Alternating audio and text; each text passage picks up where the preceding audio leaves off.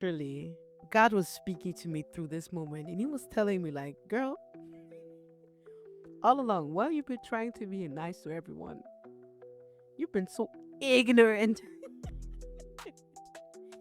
and you've been so ignorant about who you are.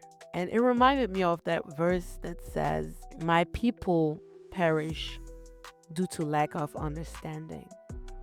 And in that moment, God was revealing to me that I lacked understanding of who I was in Him.